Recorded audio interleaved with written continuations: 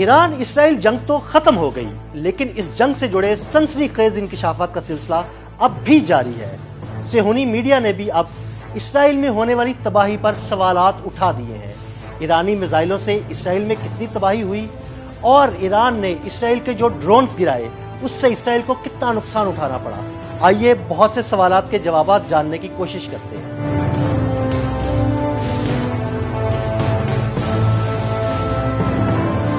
सिर्फ 12 रोज की जंग इसराइल के लिए डरावना ख्वाब साबित हुई। जंग खत्म होने के बाद इसराइल में होने वाले नुकसानात की तफसीलात सामने आने लगी। सेहूनी मीडिया भी ईरानी हमलों से होने वाले माली नुकसान और खौफनाक तबाही का एतराफ करने लगा। एक सेहूनी मीडिया ने इंकिशाफ किया है कि ईरान के खिलाफ जंग के दौरान ईरान में मार गिराए जाने वाले इसराइली ड्रोन्स की तबाही से सेहूनी हुकूमत को सैकड़ों मिलियन डॉलर्स का नुकसान पहुँचा। सेहूनी रोजनामे यदऊद अहारनोत ने अपनी इतवार की अशात में इसराइली हुकूमत के सिक्योरिटी जराये के हवाले से इंकिशाफ किया कि ईरान में जो इसराइली ड्रोन्स मार गिराए गए हैं, इनके तबाह होने से इसराइली नुकसानात का तखमीना करोड़ों मिलियन डॉलर्स का लगाया गया है। सेहूनी हुकूमत के रोजनामा मारियो ने भी इंकिशाफ किया है कि ईरान के खिलाफ जंग के दौरान इसराइल को पहुंचने वाले जानी नुकसान के अलावा वसी पैमाने पर इमारतें और सड़कें तबाह हुई हैं और हजारों सेहूनी बेघर हो गए।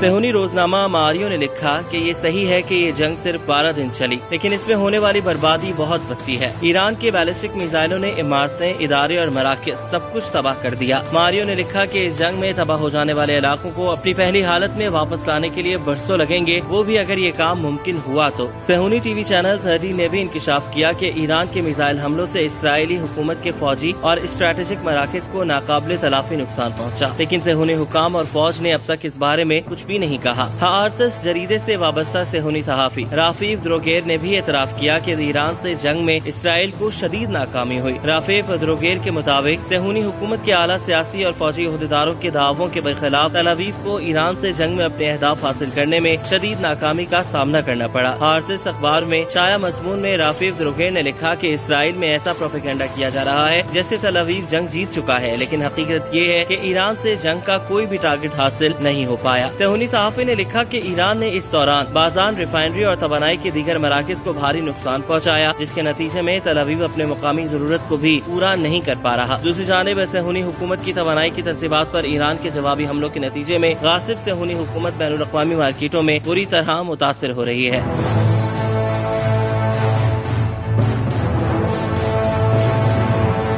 माहिरीन कहते हैं कि अगर ये जंग तेल और गैस के मैदान में दाखिल होती तो सेहूनी हुकूमत को इससे कहीं ज्यादा संजीदा नताइज का सामना करना पड़ता। काबिल जिक्र बात यह है कि शदीद सेंसर और पर्दा पोशी के बावजूद माहिरीन इस नतीजे पर पहुंच चुके हैं कि ईरान से पहुंचने वाले शदीद नुकसानात और 20 अरब डॉलर के फौजी खर्च के अलावा सेहूनी हुकूमत को अब समाजी, इक़्तिसादी, तिजारती और सरमायाकारी के मैदानों में भी शदीद दबाव का सामना है, जिसके असरात औसतन और तवील मुद्दत में मंजर आम पर आएंगे। उधर इसराइली फौज के अहम तरीन support and security centre Weizmann institute of science के चेयरमैन अलोन हेन ने भी एतराफ किया है कि ईरानी मिसाइलों ने जनूबी तल अवीव में वाक़ इसराइल के अहम तरीन साइंसी तहकीकाती मरकज को तबाह कर दिया। इंस्टीट्यूट के चेयरमैन ने बताया कि इंस्टीट्यूट पर ईरान के मिसाइल हमले में 300 से 500 मिलियन डॉलर्स का नुकसान हुआ। YouTube पर गूगली न्यूज देखने के लिए youtube.com की सर्च बार में गूगली न्यूज टीवी टाइप करें। गूगली न्यूज के पेज पर सुर्ख रंग के सब्सक्रिप्शन वाले बटन पर क्लिक करना ना भूलिए।